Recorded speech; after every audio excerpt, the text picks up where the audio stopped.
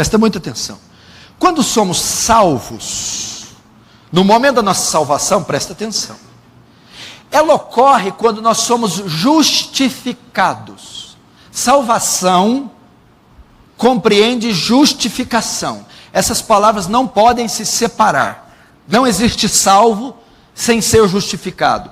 Todo salvo é justificado. E todo justificado é salvo. É simples.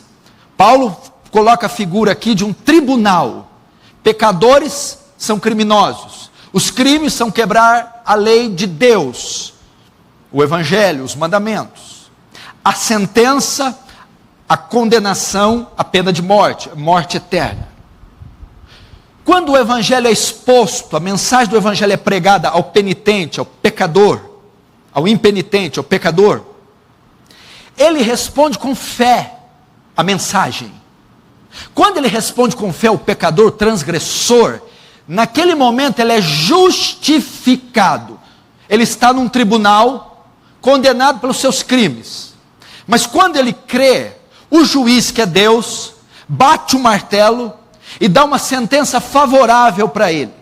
Absolve ele dos pecados. Declara ele legalmente justo, porque ele creu. Naquele momento que ele creu, o juiz bateu o martelo, cancelou dele a dívida, apagou os pecados, os crimes. Naquele momento ele foi justificado. O que significa isso? Declarado legalmente justo, sem pecados. Não que ele não vai cometer, mas ele não carrega mais a culpa. E uma vez tendo livrado a culpa, ele não pode mais ser condenado. Naquele momento ele está salvo. Seus delitos foram pagos, sua culpa foi tirada. Agora ele é declarado no tribunal de Deus legalmente justo, sem culpa, está salvo. E como acontece isso? Pela fé. Romanos 5:1, justificados, pois, pela fé. Quando eu creio no sacrifício glorioso de Cristo na cruz, vida, morte, sepultamento, ressurreição. Naquele momento meus pecados são transferidos para Cristo. A justiça de Cristo é transferida para mim. Naquele momento eu sou justificado. Eu sou salvo. Essa é a doutrina da justificação. Logo em seguida, ocorre outra obra da graça. Note que o pecador agora foi livre dos seus crimes. Deus tratou com o passado dele, a culpa do pecado. Agora Deus vai tratar com o presente, o poder do pecado. É a obra que chamamos santificação.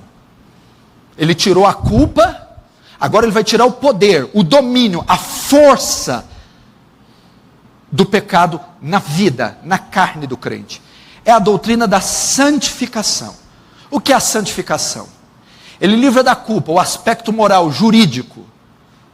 Agora o aspecto prático, a prática do pecado. A santificação é o processo de separação do crente, de mortificação da carne, mortificação do pecado, mortificação do velho homem. O que é a mortificação?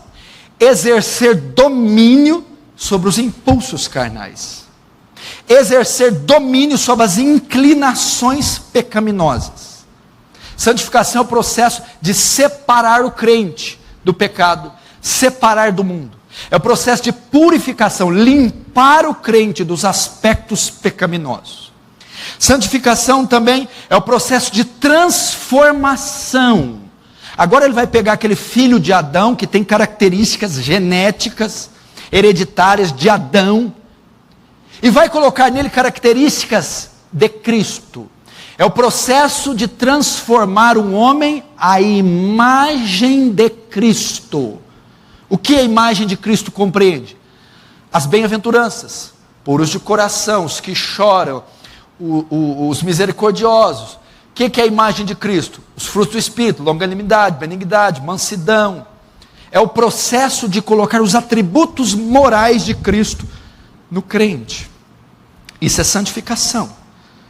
Ser puro, ser separado, ser transformado, ser separado do mundo e para Deus. Todavia, presta atenção, aqui que alguns tropeçam. eu não sou santo. Por quê? Porque eu peco. Eu não tenho crescido em santificação. Por quê? Porque eu peco. Sem santidade ninguém verá Deus. Eu não vou ver Deus. Por quê? Porque eu não sou santo. Por que você não é santo? Porque eu peco. Presta atenção. Você está confundindo santificação com impecabilidade. Santificação não significa impecabilidade. Você está confundindo santificação com glorificação. A santificação não erradica o pecado. A santificação não extingue o pecado. Está entendendo, Vitor? Ela não tira o pecado. A santificação domina o pecado, mas ele está lá ainda. Um santo não vive sem pecado, domina o pecado.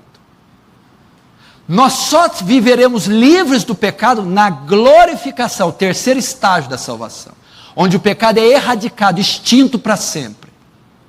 A santificação, ela é o processo de exercer domínio sobre nossa natureza. Qual é o agente da santificação? O Espírito Santo. Qual é o componente que o Espírito Santo usa para a santificação? Domínio próprio. O que é domínio próprio? Um dos frutos do Espírito. O que compreende domínio próprio? A capacidade de exercer autodomínio. Exercer domínio sobre as faculdades. O Espírito Santo, quando habita no crente após a conversão, dá ao crente a capacidade de exercer domínio sobre as inclinações pecaminosas. Cobiça, ira, lascívia, desejos sexuais, mentira, ódio, vingança. Isso é santificação, ok? O poder de exercer domínio sobre nossa natureza. Tá, mas eu ainda peco, então não sou santo. A santificação é uma obra imperfeita. Ela é imperfeita. O que significa? Significa que eu exerço domínio, mas às vezes eu perco o domínio, caio. Isso não significa que eu não sou santo, nem que eu não sou salvo. Eu apenas perdi a batalha naquele confronto com o pecado. E muita gente acha que não é salvo, que não é santo, que não é justo, porque peca. Porque confunde santificação com impecabilidade.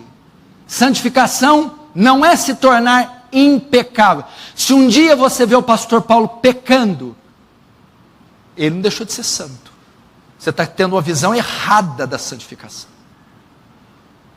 Alguns estão confundindo santificação com glorificação. A santificação não trata com a retirada do pecado, trata com o domínio.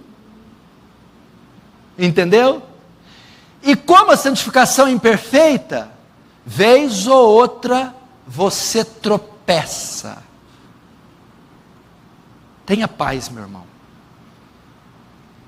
Enquanto nessa vida você travará uma batalha colossal contra o seu pecado, ora vencerá, ora perderá. Você peca? Peca. Você cai? Cai. Você tropeça? Tropeça. Mas você não sente alegria. Essa é uma poderosa evidência que o Espírito Santo está em você, que você nasceu de novo.